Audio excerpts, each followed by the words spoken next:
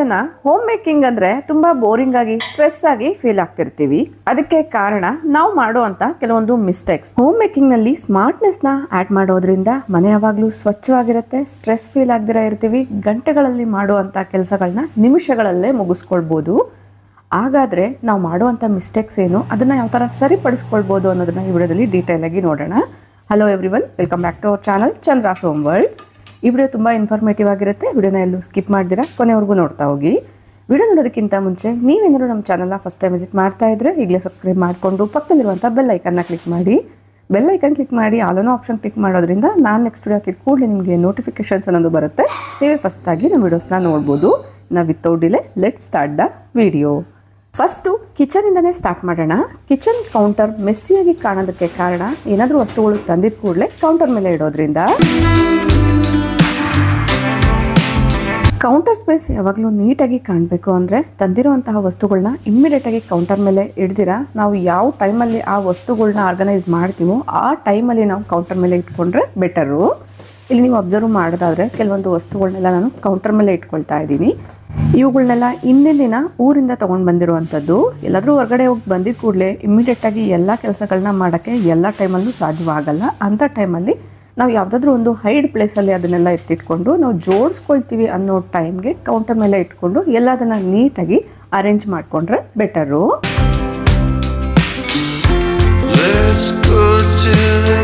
ಫ್ರೂಟ್ಸ್ನೆಲ್ಲ ಈ ಫ್ರೂಟ್ ಬಾಸ್ಕೆಟಲ್ಲಿ ಹಾಕೊಳ್ತೀನಿ. ಇದನ್ನು ನಾನು ನೆಸ್ಟೇಜಲ್ಲಿ ತೊಗೊಂಡಿದ್ದೀನಿ. ಇದರ ಲಿಂಕ್ಸ್ ಸಿಕ್ಕಿದ್ರೆ ನಾನು ಡಿಸ್ಕ್ರಿಪ್ಷನಲ್ಲಿ ಆ್ಯಡ್ ಮಾಡಿರ್ತೀನಿ. ಇಂಟ್ರೆಸ್ಟ್ ಇರೋರು ಚೆಕ್ ಮಾಡಿ.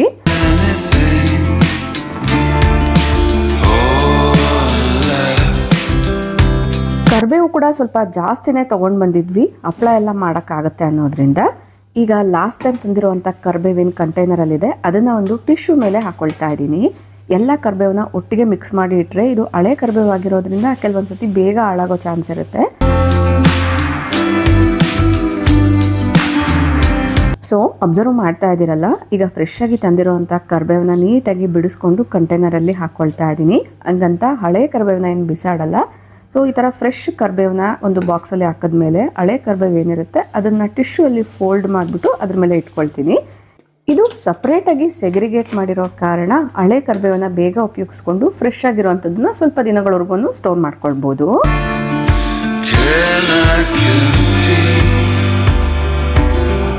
ನೆಕ್ಸ್ಟ್ ಏನೇನು ತರಕಾರಿ ತಂದಿದ್ದೀನಿ ಅಂತ ನೋಡ್ತಾ ಇದ್ದೀನಿ. ಇಲ್ಲಿ ಅಬ್ಸರ್ವ್ ಮಾಡ್ತಾ ಇರ್ಬೋದು, ಅರೌಂಡ್ ಎಲ್ಲ ತರಕಾರಿನೂ ನಮ್ಮ ತೋಟದಲ್ಲಿ ಬೆಳೆದಿರುವಂಥದ್ದೇ.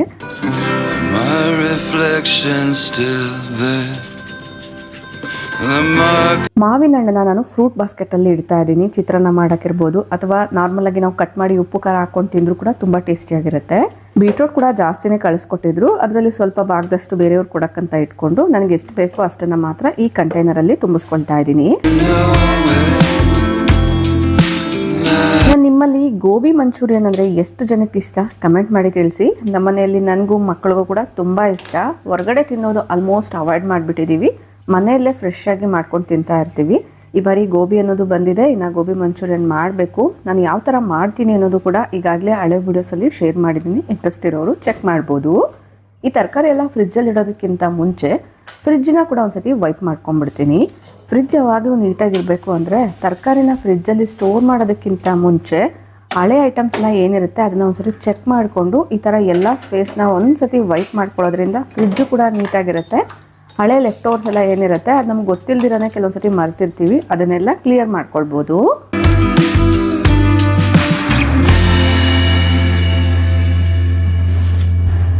ಫ್ರಿಜ್ ನೀಟಾಗಿರಬೇಕು ಅಂದರೆ ಈ ಟ್ರಿಕ್ನ ಡೆಫಿನೆಟ್ಲಿ ಫಾಲೋ ಮಾಡಿ. ಇನ್ನು ತರಕಾರಿನೆಲ್ಲ ವೆಜಿಟೇಬಲ್ ಬಾಸ್ಕೆಟಲ್ಲಿ ಇಡ್ತಾ ಇದ್ದೀನಿ. ಎಲ್ಲದನ್ನು ನೀಟಾಗಿ ಜೋಡಿಸಿದ ಮೇಲೆ ತೋರಿಸ್ತಾ ಇದ್ದೀನಿ. ಫಸ್ಟ್ ರೋ ಅಲ್ಲಿ ಎಲ್ಲ ಲೆಫ್ಟ್ ಓವರ್ಸ್ ಇರ್ಬೋದು, ಡೈಲಿ ಬೇಸಿಸ್ ಮೇಲೆ ಯೂಸ್ ಮಾಡುವಂಥ ವೆಜ್ಜೀಸ್ ಇರುತ್ತೆ. ಸೆಕೆಂಡ್ ರೋ ಅಲ್ಲಿ ಇಲ್ಲಿ ನೀವು ನೋಡ್ತಾ ಇರ್ಬೋದು ಕೆಲವೊಂದು ತರಕಾರಿಗಳು. ಥರ್ಡ್ ರೋ ಅಲ್ಲಿ ಫ್ಲವರ್ಸ್ ಇಟ್ಕೊಂಡಿದ್ದೀನಿ. ವೆಜಿಟೇಬಲ್ ಬಾಸ್ಕೆಟಲ್ಲೂ ಕೂಡ ಕೆಲವೊಂದು ವೆಜಿಟೇಬಲ್ಸು ಮತ್ತು ಚಾಕ್ಲೇಟ್ಸ್ ಇರ್ಬೋದು, ಬೆಳ್ಳುಳ್ಳಿ, ಅದನ್ನೆಲ್ಲ ಕೂಡ ಡೋರಲ್ಲಿ ಇಟ್ಕೊಂಡಿರ್ತೀನಿ. ಕೌಂಟರ್ ಮೇಲೆ ಇದ್ದಂಥ ಮೆಸ್ ಎಲ್ಲ ಕ್ಲಿಯರ್ ಆಯಿತು. ಈಗ ಕ್ಯಾಬಿನೆಟ್ಸ್ ಎಲ್ಲ ಒಂದ್ಸತಿ ವೈಪ್ ಮಾಡ್ಕೊಳ್ಬೇಕು. ಯೂಶ್ವಲಿ ನಾನು ವೀಕ್ಲಿ ಒನ್ಸ್ ಕಿಚನ್ನ ಡೀಪ್ ಕ್ಲೀನ್ ಮಾಡ್ಕೊಳ್ತೀನಿ. ಯಾವ ಥರ ಮಾಡ್ಕೊಳ್ತೀನಿ ಅನ್ನೋದು ಕೂಡ ಈಗಾಗಲೇ ಶೇರ್ ಮಾಡಿದ್ದೀನಿ. ಕಿಚನ್ನ ಡೀಪ್ ಕ್ಲೀನ್ ಮಾಡಬೇಕಂತಲೇ ಒಂದಿನ ಪ್ರತ್ಯೇಕವಾಗಿ ಇಟ್ಕೊಂಡು ಹೋಲ್ ಡೇ ಟೈಮ್ನ ಸ್ಪೆಂಡ್ ಮಾಡೋದಕ್ಕಿಂತ ನಾನು ಯೂಶ್ವಲಿ ಫಾಲೋ ಮಾಡೋವಂಥದ್ದು ನಾನ್ ವೆಜ್ ಮಾಡಿದಾಗ ಫಸ್ಟು ಸ್ಟವ್ನ ಡೀಪ್ ಕ್ಲೀನ್ ಮಾಡ್ಕೊಳ್ತೀನಿ, ಆಮೇಲೆ ಓಲ್ ಕಿಚನ್ನ ಕ್ಲೀನ್ ಮಾಡ್ಕೊಳ್ತೀನಿ. ಫಸ್ಟಿಗೆ ವಾಲ್ಸಿಂದನೇ ಸ್ಟಾರ್ಟ್ ಮಾಡ್ತಾ ಇದ್ದೀನಿ. ಇಲ್ಲಿ ನೀವು ನೋಡ್ತಾ ಇರ್ಬೋದು, ಈ ವಾಲ್ಸ್ ಮೇಲೆ ಸುಮಾರು ದಿನಗಳಿಂದ ತುಂಬಾ ಧೂಳು ಅನ್ನೋದು ಅಕ್ಯುಮುಲೇಟ್ ಆಗಿತ್ತು. ಕ್ಲೀನ್ ಮಾಡೋಕ್ಕೆ ಟೈಮ್ ಆಗಿರಲಿಲ್ಲ. ಫೈನಲಿ ಇವತ್ತು ಕ್ಲೀನ್ ಮಾಡ್ತಾ ಇದ್ದೀನಿ. ಫಸ್ಟಿಗೆ ಈ ಒಂದು ವಾಟರ್ನ ಸ್ಪ್ರೇ ಮಾಡ್ತಾ ಇದ್ದೀನಿ. ಇದು ಹೋಮ್ ಮೇಡ್ ಲಿಕ್ವಿಡೇ. ಒಂದು ವೆಟ್ ಕ್ಲಾತಿಂದ ನೀಟಾಗಿ ವೈಪ್ ಮಾಡ್ತೀನಿ. ತುಂಬ ದಿನಗಳಾಗಿದ್ದರಿಂದ ಫಸ್ಟಿಗೆ ನಾನು ವೆಟ್ ಕ್ಲಾತಿಂದ ವೈಪ್ ಮಾಡಿ ಆಮೇಲೆ ಡ್ರೈ ಕ್ಲಾತಿಂದ ವೈಪ್ ಮಾಡ್ಕೊಳ್ತೀನಿ. ಇನ್ನು ನೀವು ರೆಗ್ಯುಲರ್ ಆಗಿ ಕ್ಲೀನ್ ಮಾಡ್ಕೊಳ್ತೀರಾ ಅನ್ನೋದಾದರೆ ಫಸ್ಟಿಗೆ ನೀವು ಡ್ರೈ ಕ್ಲಾತ್ ಮೇಲೆ ಸ್ವಲ್ಪ ಲಿಕ್ವಿಡ್ನ ಸ್ಪ್ರೇ ಮಾಡಿ ಕೂಡ ವೈಪ್ ಮಾಡ್ಕೊಳ್ಬೋದು.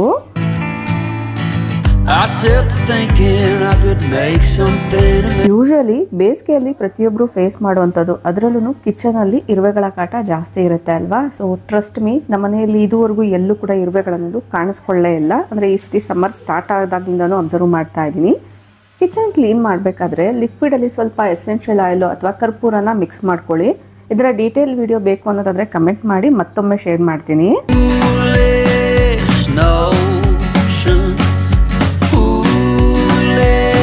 ಅಬ್ಸರ್ವ್ ಮಾಡ್ತಾ ಇದ್ದೀರಲ್ವಾ, ಇದು ಅಕ್ರಿಲಿಕ್ ಲ್ಯಾಮಿನೇಟೆಡ್ ಶೀಟ್ಸ್ ಆಗಿರೋದ್ರಿಂದ ಡೈರೆಕ್ಟಾಗಿ ಲಿಕ್ವಿಡ್ನ ಸ್ಪ್ರೇ ಮಾಡಿ ನೀಟಾಗಿ ವೈಪ್ ಮಾಡ್ಕೊಳ್ತಾ ಇದ್ದೀನಿ. ಕ್ಲೀನಿಂಗು ಮೇಂಟೆನೆನ್ಸ್ ತುಂಬಾ ಈಸಿ ಆಗುತ್ತೆ.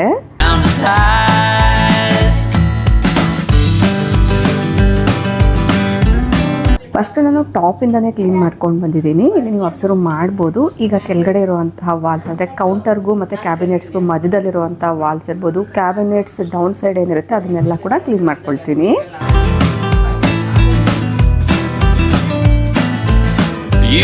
ನಮ್ಮ ಕೌಂಟರ್ ಸ್ಪೇಸ್ ಸ್ವಲ್ಪ ಜಾಸ್ತಿನೇ ಇರುತ್ತೆ. ಎಲ್ಲ ಕಡೆ ನಾನು ವಸ್ತುಗಳನ್ನ ಜೋಡಿಸ್ತೀರಾ ಲಿಮಿಟೆಡ್ ಆಗಿ ಇಟ್ಕೊಂಡಿರ್ತೀನಿ. ಸ್ಟವ್ ಪಕ್ಕದಲ್ಲಿ ಈ ಕಾರ್ನರಲ್ಲಿ ಆಯಿಲ್ ಕಂಟೈನರ್ಸ್ ಎಲ್ಲ ಇಟ್ಕೊಳ್ಳೋದಕ್ಕೋಸ್ಕರ ಒಂದು ಸ್ಟೂಲ್ನ ಉಪಯೋಗಿಸ್ಕೊಂಡಿದ್ದೀನಿ. ಅದನ್ನು ಪಕ್ಕಕ್ಕೆ ತೆಗೆದುಬಿಟ್ಟು ವಾಲ್ಸ್ ಎಲ್ಲ ಕೂಡ ಒಂದ್ಸತಿ ವೈಪ್ ಮಾಡ್ಕೊಳ್ತಾ ಇದ್ದೀನಿ. ಫಸ್ಟ್ಗೆ ನಾನು ಸ್ಕ್ರಬ್ ಮಾಡ್ಕೊಳ್ತಾ ಇದ್ದೀನಿ. ಸ್ಟವ್ ಸುತ್ತಮುತ್ತ ಸ್ವಲ್ಪ ಜಿಡ್ಡು ಜಾಸ್ತಿನೇ ಇರುತ್ತೆ ಅಲ್ವಾ, ಅದನ್ನು ಕ್ಲಿಯರ್ ಮಾಡ್ಕೊಳ್ಬೇಕು ಅಂದರೆ ಆದಷ್ಟು ಸ್ಕ್ರಬ್ಬನ್ನು ಯೂಸ್ ಮಾಡಿದ್ರೆ ಕೆಲಸ ಈಸಿ ಆಗುತ್ತೆ. ನಿಮ್ಮೆಲ್ಲರಿಗೂ ಹೇಳಲೇಬೇಕಾಗಿರುವಂಥ ಒಂದು ವಿಷಯ ಏನು ಅನ್ನೋದಾದರೆ, ಆದಷ್ಟು ಈ ಥರ ಕಿಚನ್ ಕ್ಲೀನಿಂಗ್ಸ್ಗೆಲ್ಲ ಕೆಮಿಕಲ್ ಲಿಕ್ವಿಡ್ಸ್ನ ಯೂಸ್ ಮಾಡೋಕ್ಕೆ ಹೋಗಬೇಡಿ. ನಿಮ್ಮ ಕೈಗಳಿಗೆ ಎಷ್ಟು ಹಾರ್ಮ್ಫುಲ್ ಆಗುತ್ತೋ ಆ ಒಂದು ಸ್ಮೆಲ್ನ ನೀವು ಉಸಿರಾಡೋದ್ರಿಂದ ಕೂಡ ನಿಮ್ಮ ಲಂಗ್ ಫಂಕ್ಷನ್ ಬೇಗನೆ ಕಡಿಮೆ ಆಗುತ್ತೆ. ಆದಷ್ಟು ಅಡುಗೆ ಮನೆಯಲ್ಲೇ ಸಿಗುವಂಥ ವಸ್ತುಗಳಿಂದ ಕ್ಲೀನಿಂಗ್ ಲಿಕ್ವಿಡ್ಸ್ನ ಈಸಿಯಾಗಿ ತಯಾರಿ ಮಾಡ್ಕೊಳ್ಬೋದು. ಆ ಲಿಕ್ವಿಡ್ಸ್ ಎನಫ್ ಆಗಿ ವರ್ಕ್ ಆಗುತ್ತೆ. ವಿಂಡೋ ಕೂಡ ಒಂದ್ಸತಿ ನೀಟಾಗಿ ವೈಪ್ ಮಾಡ್ಕೊಂಡಿದ್ದೀನಿ. ಈಗ ಕೆಳಗಡೆ ಇರುವಂಥ ಕ್ಯಾಬಿನೆಟ್ಸ್ನ ಕ್ಲೀನ್ ಮಾಡ್ಕೊಳ್ತಾ ಇದ್ದೀನಿ. ಮಕ್ಕಳು ಕೂಡ ಈ ನಡುವೆ ಕಿಚನ್ ಕೆಲಸಗಳಲ್ಲೆಲ್ಲನೂ ಇನ್ವಾಲ್ವ್ ಆಗಿರೋದ್ರಿಂದ ಈ ಕ್ಯಾಬಿನೆಟ್ಸ್ಗೆ ಅಂದರೆ ಹೋಲ್ಡ್ ಏನು ಮಾಡ್ತೀವಿ ಡ್ರಾಸ್ ಎಲ್ಲ ಓಪನ್ ಮಾಡಬೇಕಾದ್ರೆ ಅಲ್ಲೆಲ್ಲ ಸ್ವಲ್ಪ ಕಲೆಗಳಾಗಿತ್ತು. ಸೊ ಅದಕ್ಕೋಸ್ಕರ ನಾನು 2 ಕ್ಲಾತ್ಸ್ನ ಉಪಯೋಗಿಸ್ಕೊಂಡು ನೀಟಾಗಿ ವೈಪ್ ಮಾಡ್ಕೊಳ್ತಾ ಇದ್ದೀನಿ.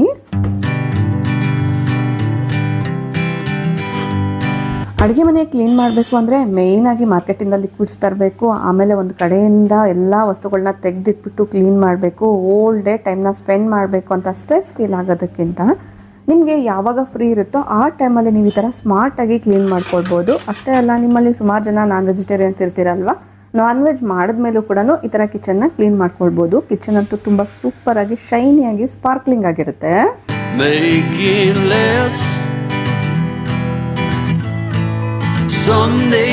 ನಿಮ್ಮಲ್ಲಿ ತುಂಬ ಜನ ಹೊಸಬ್ರಿದ್ದೀರಾ. ನಿಮ್ಗೆ ಯಾರಿಗಾದ್ರೂ ಕ್ಲೀನಿಂಗ್ ಲಿಕ್ವಿಡ್ಸ್ ಬಗ್ಗೆ ಮಾಹಿತಿ ಬೇಕು ಅನ್ನೋದಾದರೆ ಈಗಾಗಲೇ ಸುಮಾರಷ್ಟು ವಿಡಿಯೋಸ್ನ ಶೇರ್ ಮಾಡಿದ್ದೀನಿ. ಕ್ಲೀನಿಂಗ್ ವಿಡಿಯೋ ಪ್ಲೇಲಿಸ್ಟ್ನ ಚೆಕ್ ಮಾಡಿದ್ರೆ ಡೀಟೇಲ್ ಇನ್ಫಾರ್ಮೇಷನ್ ಅಂತೂ ಸಿಗುತ್ತೆ.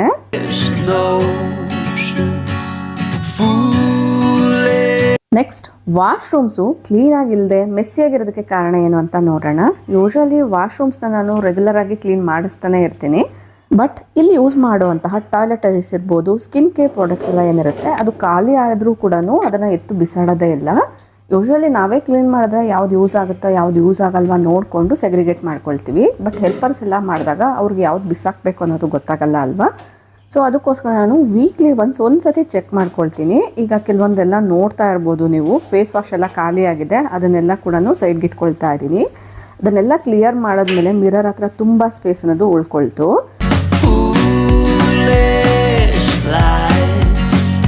ಇನ್ನು ಸಾಮಾನ್ಯವಾಗಿ ನಾನು ಕೂದಲಿಗಂತ ಸೀಗೆಕಾಯಿನ ಯೂಸ್ ಮಾಡ್ತೀವಿ, ಸ್ಕಿನ್ಗಂತ ಬಾತ್ ಪೌಡರ್ನ ಯೂಸ್ ಮಾಡ್ತಿರ್ತೀನಿ. ಅದೆರಡೂ ಕೂಡ ಖಾಲಿ ಆಗಿದೆ. ಒನ್ಸ್ ಅದನ್ನು ವಾಶ್ ಮಾಡಿಕೊಂಡು ರಿಫಿಲ್ ಮಾಡ್ಕೊಳ್ಬೇಕು. ಮಕ್ಕಳ ವಾಶ್ರೂಮ್ನ ಕೂಡ ಒಂದ್ಸತಿ ಚೆಕ್ ಮಾಡ್ಕೊಳ್ತಾ ಇದ್ದೀನಿ. ಇವತ್ತಿನ ದಿನನೇ ವಾಶ್ರೂಮ್ ಎಲ್ಲ ಕ್ಲೀನ್ ಮಾಡಿಸಿದ್ರಿಂದ ಒಂದ್ಸತಿ ಚೆಕ್ ಮಾಡಿಕೊಂಡು ಎಲ್ಲದನ್ನ ರೀಅರೇಂಜ್ ಮಾಡಿಕೊಂಡ್ರೆ ಬೆಟರು ಅನ್ನೋದ್ರಿಂದ ನಾನು ಯೂಶ್ವಲಿ ಏರ್ಗೆ ಆಯಿಲ್ನ ಅಪ್ಲೈ ಮಾಡಿದಾಗ ಯೂಸ್ ಮಾಡಿರುವಂಥ ರಿಬ್ಬನ್ಸ್ ಎಲ್ಲ ವಾಶ್ರೂಮ್ಸಲ್ಲೇ ಒಂದು ಕಾರ್ನರಲ್ಲಿ ಇಟ್ಟಿರ್ತೀವಿ. ಅವುಗಳನ್ನೆಲ್ಲ ಈಗ ಕಲೆಕ್ಟ್ ಮಾಡ್ಕೊಳ್ತಾ ಇದ್ದೀನಿ.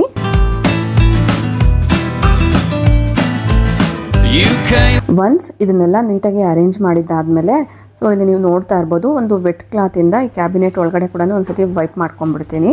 ಸೀಗೆಕಾಯಿ ಎಲ್ಲ ಯೂಸ್ ಮಾಡೋದ್ರಿಂದ ಸಣ್ಣ ಪುಟ್ಟ ಧೂಳು ಅನ್ನೋದು ಇದ್ದೇ ಇರುತ್ತೆ. ಇನ್ನು ಸುಮಾರಷ್ಟು ವಸ್ತುಗಳನ್ನ ಡಂಪಿಯಾರ್ಡ್ ಥರ ಇಟ್ಬಿಟ್ರೆ ಒರೆಸೋದಕ್ಕೂ ಕೂಡ ತುಂಬ ಕಷ್ಟ ಆಗುತ್ತೆ ಅಲ್ವಾ. ಸೊ ಒಂದ್ಸತಿ ನಾನೇ ಇದನ್ನೆಲ್ಲ ಸೆಗ್ರಿಗೇಟ್ ಮಾಡಿಕೊಂಡು ವೈಪ್ ಮಾಡ್ಕೊಂಡಿದ್ದೀನಿ. ಸ್ಪೆಷಲಿ ಹೋಮ್ ಮೇಕರ್ಸು ಮನೆಯಲ್ಲೇ ಇರ್ತೀವಲ್ವಾ, ಆಮೇಲೆ ಮಾಡ್ಕೊಳ್ಬೋದು ಅಂತ ಸುಮಾರಷ್ಟು ಕೆಲಸಗಳನ್ನ ಇಗ್ನೋರ್ ಮಾಡ್ತಿರ್ತೀವಿ. ಒಟ್ಟಿಗೆ ಎಲ್ಲ ಕೆಲಸಗಳನ್ನ ಮಾಡಬೇಕು ಅಂದಾಗ ತುಂಬ ಸ್ಟ್ರೆಸ್ ಫೀಲ್ ಆಗ್ತಿರ್ತೀವಿ. ಸೊ ಹಂಗಾಗಿ ಒಂದೇ ದಿನ ಎಲ್ಲ ಕೆಲಸಗಳನ್ನ ಮಾಡ್ಕೊಳ್ಳೋದಕ್ಕಿಂತ ಸ್ಮಾರ್ಟ್ ಆಗಿ ಆಲೋಚನೆ ಮಾಡಿ ಡಿವೈಡ್ ಮಾಡ್ಕೊಳ್ಳಿ. ಈಗ ವಾಶ್ರೂಮ್ ರೀಅರೇಂಜ್ಮೆಂಟ್ಸ್ ಎಲ್ಲ ಏನಿದೆ ಬಿಫೋರ್ ಬಾತ್ ಕೂಡ ಮಾಡ್ಕೊಳ್ಬೋದು. ವಿತಿನ್ 2 to 3 minutes ಅಲ್ಲಿ ಇದನ್ನೆಲ್ಲ ಕೂಡ ಫಿನಿಶ್ ಮಾಡ್ಕೊಳ್ಬೋದು. ಇನ್ನು ಆಗಲೇ ಹೇಳ್ದೆ ಅಲ್ವಾ, ಆಯಿಲ್ ಅಪ್ಲೈ ಮಾಡಿದಾಗ ರಿಬ್ಬನ್ಸ್ ಎಲ್ಲ ಏನು ಯೂಸ್ ಮಾಡಿರ್ತೀವಿ ಅದನ್ನ ವಾಶ್ರೂಮಲ್ಲೇ ಇಟ್ಕೊಂಡಿರ್ತೀನಿ ಅಂತ. ಅವುಗಳನ್ನೆಲ್ಲ ನೀಟಾಗಿ ವಾಶ್ ಮಾಡ್ತಾ ಇದ್ದೀನಿ. ಇವೆಲ್ಲ ಮಿನಿ ಥಿಂಗ್ಸ್ ಆದರೂ ಕೂಡ ಕ್ಲೀನ್ ಆ್ಯಂಡ್ ಆರ್ಗನೈಸಿಂಗ್ ಆಗಿ ಮನೆನ ಇಟ್ಕೊಳ್ಳೋ ಅಂಥವ್ರಿಗೆ ತುಂಬಾ ಯೂಸ್ಫುಲ್ ಆಗುತ್ತೆ. ಈಗ ರಿಬ್ಬನ್ಸ್ ಎಲ್ಲ ಒಂದ್ಸತಿ ವಾಶ್ ಮಾಡಿಬಿಟ್ಟು ಸೊ ಇಲ್ಲೇ ನಾನು ಒಣಗಾಕ್ತಾ ಇದ್ದೀನಿ. ಹೊರಗಡೆ ಎಲ್ಲ ಹಾಕಿದ್ರೆ ಗಾಳಿಗೆ ಆಚೀಚೆ ಆಗುತ್ತೆ ಅನ್ನೋದ್ರಿಂದ. ಇನ್ನು ಇದು ಟಾಯ್ಲೆಟ್ ಟಿಶ್ಯೂ ರೋಲ್. ಇದಕ್ಕೆ ಹೋಲ್ಡರ್ಸ್ ಕೂಡ ಬರುತ್ತೆ, ಬಟ್ ವೆಟ್ ಏರಿಯಾದಲ್ಲಿ ಇದನ್ನು ಜೋಡಿಸ್ತಾ ಇರೋದ್ರಿಂದ ಡೋರ್ನ ಬ್ಯಾಕ್ ಸೈಡ್ಗೆ ಈ ಥರ ಅರೇಂಜ್ ಮಾಡ್ಕೊಂಡಿದ್ದೀನಿ.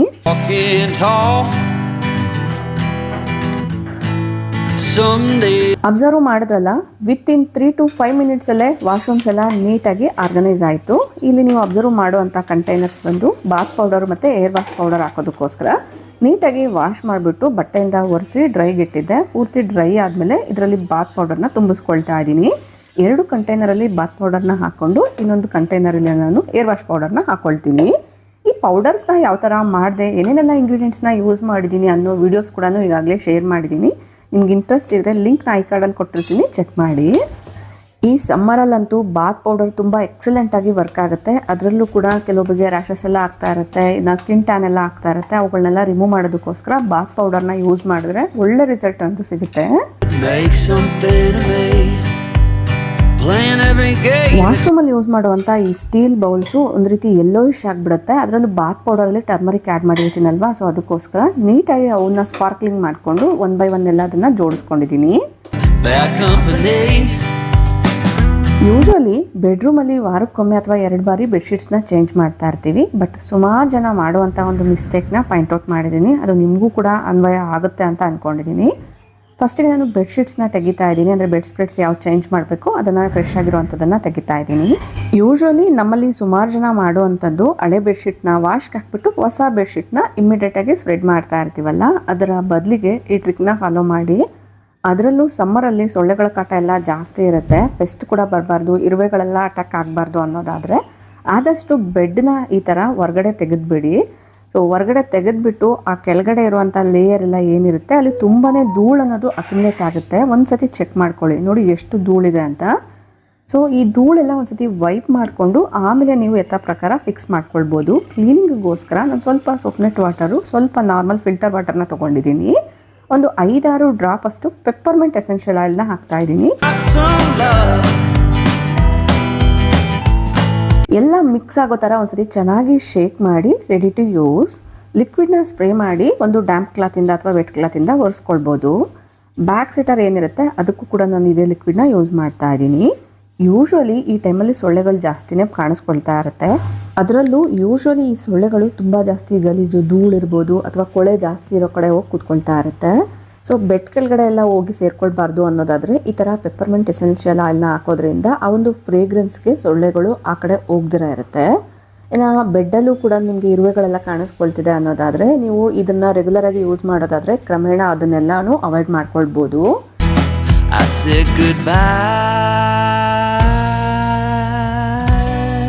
ಬೇಗ ಡ್ರೈ ಆಗಲಿ ಅನ್ನೋದ್ರಿಂದ ಫ್ಯಾನ್ನ ಆನ್ ಮಾಡಿದ್ದೀನಿ. ಇದು ಡ್ರೈ ಆಗೋಷ್ಟರಲ್ಲಿ ಪಿಲ್ಲೋ ಕವರ್ಸ್ ಎಲ್ಲ ಹಾಕ್ಕೊಳ್ತೀನಿ.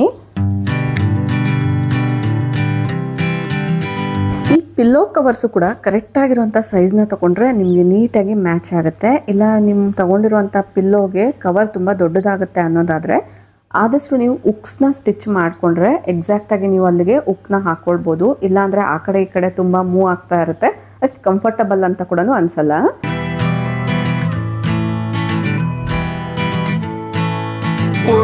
ಇನ್ನು ಈ ಬೆಡ್ನ ಈಸಿಯಾಗಿ ನಾನು ಆ ಕಡೆ ಈ ಕಡೆ ಮೂವ್ ಮಾಡ್ತಾ ಇರೋದು ನೋಡಿ ನಿಮ್ಮಲ್ಲಿ ತುಂಬ ಜನ ಕೇಳ್ತೀರಾ. ಇದು ಫ್ಲೋ ಮ್ಯಾಟ್ರಿಸು. ಇದಕ್ಕೆ ಸಂಬಂಧಪಟ್ಟಿರುವಂಥ ಲಿಂಕ್ ಬೇಕಂದ್ರೆ ನಾನು ಡಿಸ್ಕ್ರಿಪ್ಷನ್ ಇಟ್ಟಿರ್ತೀನಿ, ಚೆಕ್ ಮಾಡಿ. ಬ್ಯಾಕ್ ಪೇನ್ ಇರೋವಂಥವ್ರಿಗೆ ಈ ಆರ್ಥೋಪ್ಯಾಡಿಕ್ ಮ್ಯಾಟ್ರಿಸ್ ತುಂಬ ಚೆನ್ನಾಗಿ ಹೆಲ್ಪ್ ಆಗುತ್ತೆ. ಫಸ್ಟಿಗೆ ನಾನು ಬೆಡ್ಶೀಟ್ನ ಹಾಕ್ಬಿಟ್ಟು ನೀಟಾಗಿ ಎಲ್ಲ ಕಡೆ ಸ್ಪ್ರೆಡ್ ಮಾಡಿಬಿಟ್ಟು ಆಮೇಲೆ ಒಳಗಡೆಗೆ ಟಕ್ ಮಾಡ್ತೀನಿ. ಬೆಡ್ಡೆಲ್ಲ ನೀಟಾಗಿ ಅರೇಂಜ್ ಮಾಡಿದ್ದಾಯಿತು. ಸಮ್ಮರ್ ಆಗಿರೋ ಕಾರಣ ಸ್ವಲ್ಪ ತಿನ್ನಾಗಿರುವಂತಹ ಬ್ಲಾಂಕೆಟ್ನೇ ಹಾಕೊಳ್ತಾ ಇದ್ದೀನಿ.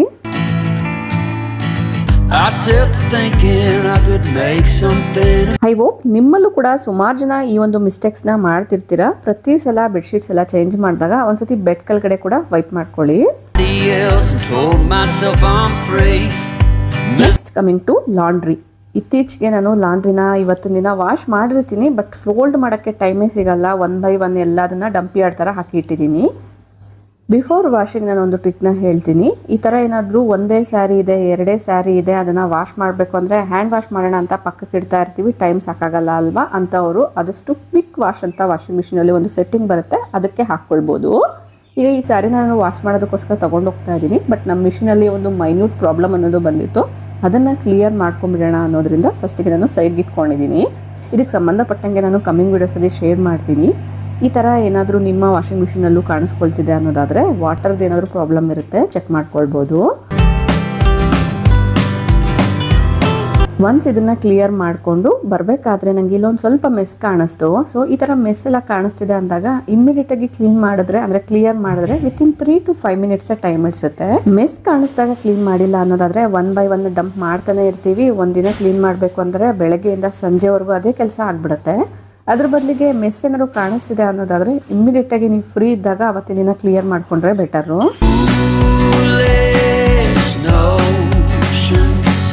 ಚಿಕ್ಕ ಮಕ್ಕಳು ಮನೆಯಲ್ಲಿದ್ದಾರೆ ಅಂದರೆ ಒಂದಾದ್ಮೇಲೆ ಒಂದು ಮೆಸ್ ಕಾಣಿಸ್ತಾನೆ ಇರುತ್ತೆ. ಒಂದು ಕಡೆಯಿಂದ ಕ್ಲಿಯರ್ ಮಾಡ್ತಾ ಇದ್ರು, ಇನ್ನೊಂದು ಕಡೆ ಮೆಸ್ಸಿ ಆಗ್ತಾ ಇರುತ್ತೆ. ಬಟ್ ಕಾಣಿಸ್ದಾಗ ಒಂದ್ಸತಿ ಕ್ಲಿಯರ್ ಮಾಡ್ಕೊಂಡ್ರೆ ಬೆಟರ್ ಅನ್ನೋದ್ರಿಂದ ಈ ಥರ ನಾನು ಆಗಾಗ ಕೆಲವೊಂದು ಟ್ರಿಕ್ಸ್ನ ಫಾಲೋ ಮಾಡ್ತಾನೆ ಇರ್ತೀನಿ.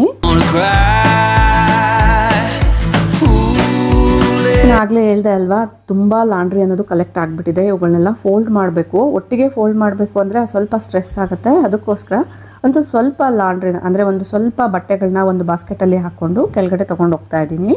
ಯೂಶ್ವಲಿ ಫೋನು TV ನೋಡಬೇಕಾದ್ರೆ ಏನಾದರೂ ಕೆಲಸ ಮಾಡ್ಕೊಂಡು ಮಾಡಿದ್ರೆ ಆ ಕೆಲಸ ಮಾಡಿರೋ ಫೀಲಿಂಗೇ ಬರಲ್ಲ. ಸೊ ಅಷ್ಟು ನೀಟಾಗಿ TV ಕಡೆ ಗಮನ ಅನ್ನೋದು ಹೋಗಿರುತ್ತೆ. ಇಮ್ಮಿಡಿಯೇಟಾಗಿ ಆ ಕೆಲಸ ಕೂಡ ಜೊತೆಗೇ ಮುಗ್ದೋಗ್ಬಿಡುತ್ತೆ. ಈಗ ಫ್ರೆಶ್ ಆಗಿ ಒಂದು ಡ್ರಿಂಕ್ನ ರೆಡಿ ಮಾಡ್ಕೊಳ್ತಾ ಇದ್ದೀನಿ. ನಿಮ್ಮೆಲ್ಲರಿಗೂ ಗೊತ್ತಿರೋ ಅಂಥದ್ದೇ ಮಸಾಲ ಮಜ್ಜಿಗೆ. ಬೇಸಿಗೆಯಲ್ಲಿ ಎಷ್ಟು ನೀರು ಅಥವಾ ಎಷ್ಟು ಈ ಥರದ ಡ್ರಿಂಕ್ಸ್ನ ತೊಗೊಂಡ್ರೆ ಬಾಡಿ ಅಷ್ಟು ಹೈಡ್ರೇಟಿಂಗ್ ಆಗಿರುತ್ತೆ. ಕೂಲಾಗಿರುವಂಥ ಮಡಕೆ ನೀರನ್ನ ಹಾಕ್ಕೊಂಡು ಟೇಸ್ಟ್ಗೆ ತಕ್ಕಷ್ಟು ಉಪ್ಪನ್ನ ಹಾಕ್ಕೊಳ್ತಾ ಇದ್ದೀನಿ. ಇದಕ್ಕೆ ಒಂದು ಸೀಕ್ರೆಟ್ ಇಂಗ್ರೀಡಿಯೆಂಟ್ಸ್ ಇನ್ಸ್ಟೆಂಟ್ ಮಸಾಲ ಮಜ್ಜಿಗೆ ಪೌಡರ್. ಇದನ್ನು ಯಾವ ಥರ ಮಾಡ್ತೀನಿ ಅನ್ನೋದು ಕೂಡ ಈಗಾಗಲೇ ವಿಡಿಯೋಸಲ್ಲಿ ಶೇರ್ ಮಾಡಿದ್ದೀನಿ. ಇದರಲ್ಲಿ ಒಂದು ಚಿಟಿಕೆಯಷ್ಟು ಹಾಕ್ಕೊಂಡ್ರೆ ಸಾಕಾಗುತ್ತೆ. ನೀವು ತುಂಬ ಜಾಸ್ತಿ ಮಸಾಲ ಕುಡಿಯಲ್ಲ ಅನ್ನೋದಾದರೆ ನಾನು ಇದರಲ್ಲಿ ಹಾಕಿರುವಂಥ ಇಂಗ್ರೀಡಿಯೆಂಟ್ಸಲ್ಲಿ ಧನಿಯಾನ ನೀವು ಸ್ಕಿಪ್ ಮಾಡ್ಕೊಳ್ಬೋದು. ಫೈನಲಿ ಮಜ್ಜಿಗೆ ಅಂತೂ ರೆಡಿ ಆಯಿತು. ತುಂಬಾ ಟೇಸ್ಟಿಯಾಗಿರುತ್ತೆ. ಸರ್ವ್ ಮಾಡ್ಕೊಳ್ತಾ ಇದ್ದೀನಿ. ಈ ಮಸಾಲ ಮಜ್ಜಿಗೆನ ಎಂಜಾಯ್ ಮಾಡ್ತಾನೆ ಯಾವುದಾದ್ರೂ ಒಂದು ಮೂವಿನ ನೋಡ್ತಾ ಬಟ್ಟೆಗಳೆಲ್ಲ ಫೋಲ್ಡ್ ಮಾಡ್ಕೊಂಡ್ಬಿಡ್ತೀನಿ.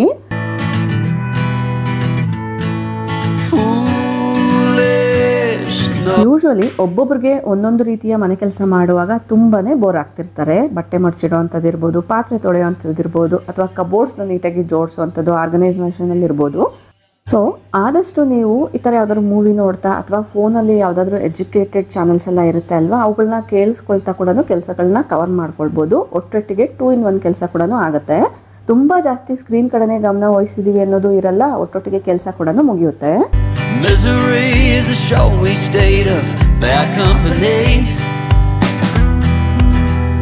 ನಾವು ಫೈನಲಿ ನಾನು ಬಟ್ಟೆಗಳೆಲ್ಲ ನೀಟಾಗಿ ಫೋಲ್ಡ್ ಮಾಡಿಕೊಂಡೆ. ಅರೌಂಡ್ 2 ಬಾಸ್ಕೆಟ್ ತುಂಬ ಏನೋ ಫೋಲ್ಡ್ ಮಾಡುವಂಥ ಬಟ್ಟೆ ಇತ್ತು. ಎಲ್ಲದನ್ನ ನೀಟಾಗಿ ಫೋಲ್ಡ್ ಮಾಡ್ಕೊಂಡಿದ್ದೀನಿ. ಈಗ ಇದನ್ನು ಕಬೋರ್ಡಲ್ಲಿ ಆರ್ಗನೈಸ್ ಮಾಡ್ಕೊಳ್ತೀನಿ. ಇನ್ನು ನೀವು ದಿವಾನ್ ಮೇಲೆ ಅಬ್ಸರ್ವ್ ಮಾಡಿದರೆ ಸುಮಾರಷ್ಟು ಲಾಂಡ್ರಿ ಕಲೆಕ್ಟ್ ಆಗಿತ್ತೆ ಅಲ್ವಾ. ಫೈನಲಿ ಎಲ್ಲದನ್ನ ಕ್ಲಿಯರ್ ಮಾಡ್ಕೊಂಡಿದ್ದೀನಿ.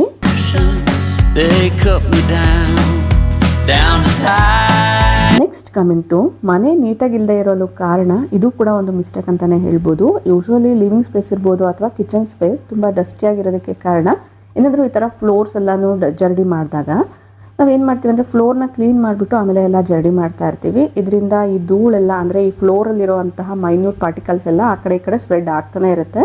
ಇದು ಸಾಮಾನ್ಯವಾಗಿ ಎಲ್ಲರ ಮನೆಯಲ್ಲೂ ಆಗುವಂಥದ್ದೇ.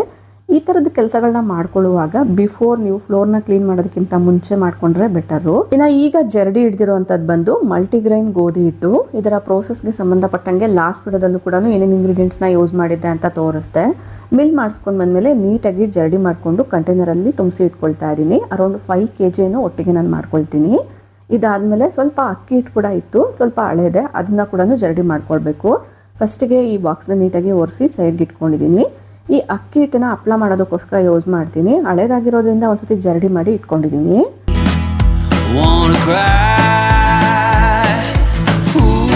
ಇನ್ನು ನಮ್ಮ ಮನೆಯಲ್ಲಿ ಯೂಶಲಿ ಮುದ್ದೆ ಅನ್ನೋದು ಮಾಡ್ತಾನೆ ಇರ್ತೀವಿ. ಮುದ್ದೆಗೆ ರಾಗಿ ಹಿಟ್ಟು ಕೂಡ ಯೂಸ್ ಮಾಡ್ತೀವಲ್ವಾ, ಸೊ ರಾಗಿ ಹಿಟ್ಟು ಕೂಡ ಜರಡಿ ಮಾಡ್ಕೊಳ್ಬೇಕು.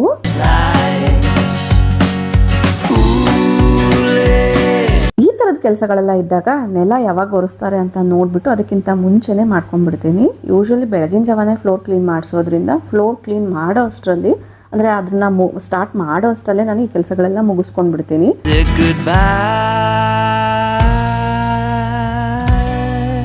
ಅಬ್ಸರ್ವ್ ಮಾಡಿದ್ರಲ್ಲ ಹಸಿ ಹಿಟ್ಟು ಯಾವ ಥರ ಎಲ್ಲನೂ ಚೆಲ್ಲಿದೆ ಅಂತ. ಒಂದ್ಸತಿ ಇದನ್ನ ತೇವದ ಬಟ್ಟೆಯಿಂದ ನೀಟಾಗಿ ವೈಪ್ ಮಾಡ್ಕೊಂಡ್ಬಿಡ್ತೀನಿ. ಆಮೇಲೆ ಫ್ಲೋರ್ ಕ್ಲೀನ್ ಮಾಡಿಸೋದ್ರಿಂದ ಮೈನ್ಯೂಟ್ ಡಸ್ಟ್ ಎಲ್ಲ ಕಡೆ ಸ್ಪ್ರೆಡ್ ಆಗಿರೋಂಥದ್ದು ಏನಿರುತ್ತೆ ಅದೆಲ್ಲ ಕೂಡ ಕ್ಲಿಯರ್ ಆಗಿಬಿಡುತ್ತೆ.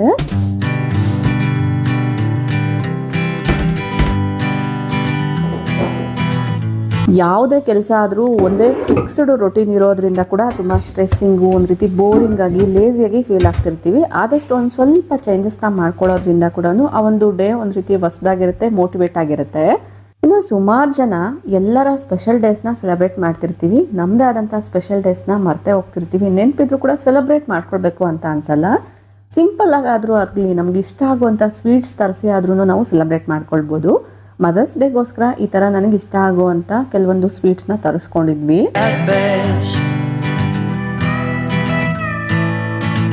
ಐ ಹೋಪ್ ಈ ವಿಡಿಯೋದಲ್ಲಿ ಶೇರ್ ಮಾಡಿರುವಂಥ ಇನ್ಫಾರ್ಮೇಷನ್ ನಿಮ್ಗೆಲ್ಲರಿಗೂ ಇಷ್ಟ ಆಗಿದೆ, ಇಂಟ್ರೆಸ್ಟಿಂಗ್ ಆಗಿದೆ ಅಂತ ಅಂದ್ಕೊಳ್ತೀನಿ. ನಿಮ್ಮ ಮನೆ ಕೂಡ ಯಾವಾಗಲೂ ಸ್ವಚ್ಛವಾಗಿ ಆರ್ಗನೈಸಿಂಗ್ ಆಗಿ ಇರಬೇಕು ಅಂದರೆ ಈ ಟಿಪ್ಸ್ ತುಂಬಾ ಹೆಲ್ಪ್ ಆಗುತ್ತೆ. ಈ ವಿಡಿಯೋನ ಇಲ್ಲಿಗೆ ಎಂಡ್ ಮಾಡ್ತಾ ಇದ್ದೀನಿ. Thank you for watching. ನಮಸ್ತೆ.